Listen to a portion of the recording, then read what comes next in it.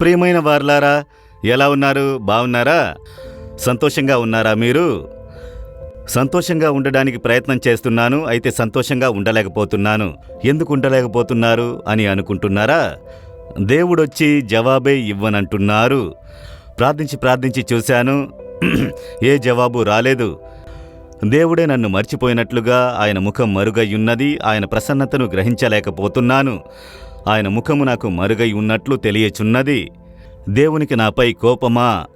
ఆ విధంగా అనుకుంటున్నారా? కొన్నిసార్లు కోప్పడతారు.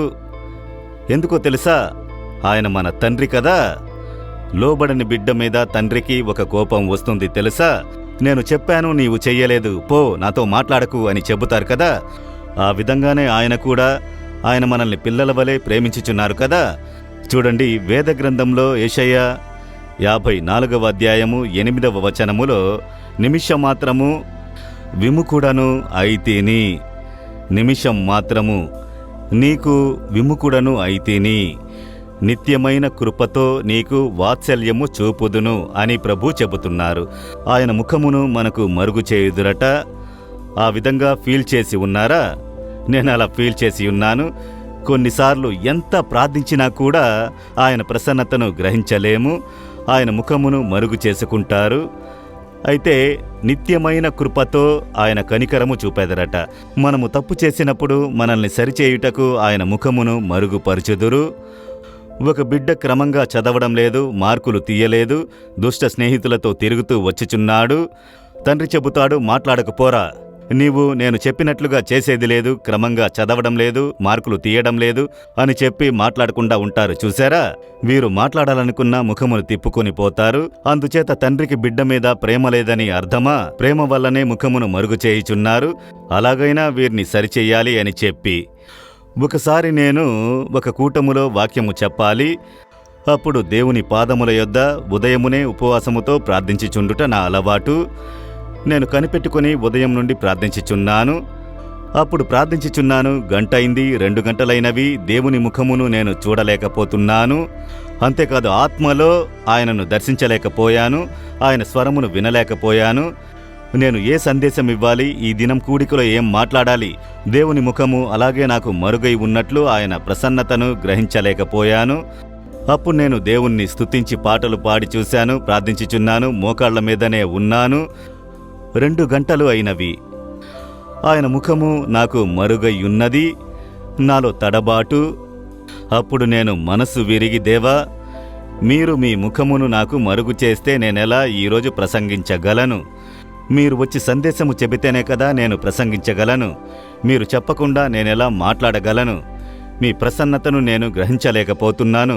కన్నీటితో, దేవా, నేనేదైనా తప్పు చేస్తే చెప్పండి, నేను సరిచేసుకుంటానని అలా ప్రార్థించిన వెంటనే ఆయన చెప్పారు, కుమారుడా, నీ హృదయాంతరంగములో ఒక చేదు ఉన్నది చూడు అని అన్నారు.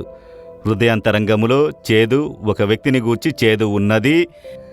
ఈ చేదుని నీ హృదయంలో ఉంచుకొని ప్రార్థిస్తే నేనెలా నీకు దర్శనమయ్యి మాట్లాడి జవాబు ఇవ్వగలను? నీ పాపము, ఆ చేదు అన్న పాపము నీ హృదయంలోనికి వచ్చింది. అది నా ముఖమును మరుగుపరుచుచున్నది. అందువల్ల నా ముఖమును నేను మరుగు చేసుకున్నాను. కనుక నేనేం చెయ్యాలి దేవా? ఆ చేదు బయటికి రావాలి. వెళ్ళి సంబంధించబడిన వ్యక్తితో సమాధానపడిర్రా. నీ దిగులు, విచారమును, చేదుని ఉంచుకుంటే నేనెలా నీతో మాట్లాడి నిన్ను ఉపయోగించగలను? అప్పుడు సరే దేవా అని లోబడి నేను వెళ్ళి క్షమాపణ కోరి సమాధానపడి వచ్చిన వెంటనే దేవుడు మాట్లాడడం ప్రారంభించారు. ఈ దినం ఈ సందేశము చెప్పు, ఈ విధమైన ప్రజలు వస్తారు, వారందరి కొరకు ఇలా ప్రార్థన చేయుము, నేను వచ్చి అద్భుతం చేసేదను, సంతోషమా అని చెప్పి వెళ్ళారు. అదే విధముగా జరిగినది. కనుక ఎందుకు దేవుడు తన ముఖమును మరుగు చేయుచున్నారు? మనము చాలాసార్లు దేవుడు తన ముఖమును మరుగు చేసి మాట్లాడలేదన్న వెంటనే మనం అంతటితో విడిచిపెడతాము. తర్వాత బైబిల్ చదవడం లేదు, ప్రార్థించడం లేదు, దేవుడు నన్ను మర్చిపోయారేమో అని వెనక పడిపోతాము. మీరు దేవుని సమూహమునకు వెళ్ళి మిమ్ములను సరిచేయుటకు సమర్పించుకోవాలి. ఎందుకు దేవుని ముఖము మరుగై ఉన్నది? ఎందుకు నా ప్రార్థనకు జవాబు రాలేదు? కనుక దేవుడికి నా మీద ఏదో ఒక విచారము ఉన్నది, నేను సరిచేసుకోవలసిన కార్యము ఉన్నది. దాన్ని సరిచేయుటకు సమర్పించుకోండి. దాన్ని విడిచి మీరు దేవుని విడిచి ఇంకా దూరముగా వెళ్ళి నాశనమును కొని తెచ్చుకోకండి. సాతానుడు ఎప్పుడా అని చూస్తాడు. మీరు అలా తొలగిన వెంటనే క్యాచ్ చేసుకోవడానికి, అలా మీరు కొంచెం కొంచెంగా మీరు మార్గం తొలగిన వెంటనే మీ జీవితమును నాశనం చేయును. అందువలన రెప్పపాటున ఆయన తన ముఖమును మరుగు చేయును. అయితే నిత్య కృపచేత మన మీద కనికరము చూపును. ఆయన మనతో మాట్లాడకుండా ఉండలేరు. ఆయన మనకు గ్రహింపు చేసి మనల్ని సరిచేసి మనతో మాట్లాడడానికి ఇష్టపడతారు. మన పాపమును బట్టి ఆయన ముఖము మరుగు చేయబడి ఆయన మాట్లాడకపోతే ఆయన ఎంత దుఃఖపడతారో తెలుసా? నీవెప్పుడు మారు మనసు పొందుతావు, తన దగ్గరకు వస్తావని ఎదురు చూస్తూ ఉంటారు. ఇప్పుడు యోచించి చూడండి, ఎక్కడో దేవుని దుఃఖపరిచారు, ఎక్కడో దేవుని నామము మిమ్మును బట్టి దూషింపబడినది, ఎక్కడో ఒక కార్యములో తప్పు చేసి ఆయన ముఖము మీకు మరుగై ఉండుటకు మీరు కారణంగా ఉన్నారు.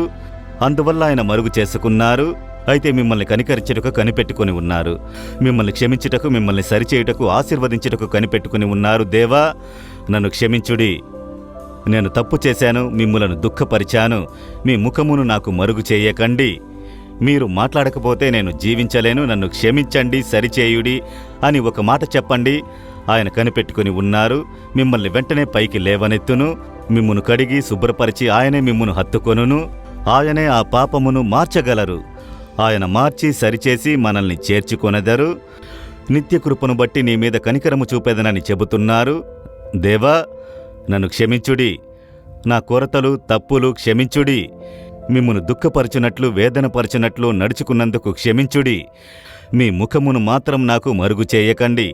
నిత్య కృపను బట్టి కనికరము చూపేదనన్నారు. నా మీద కనికరము చూపుడి. నన్ను సమర్పించుకుంటున్నాను యేసు నామములో. Amen, amen.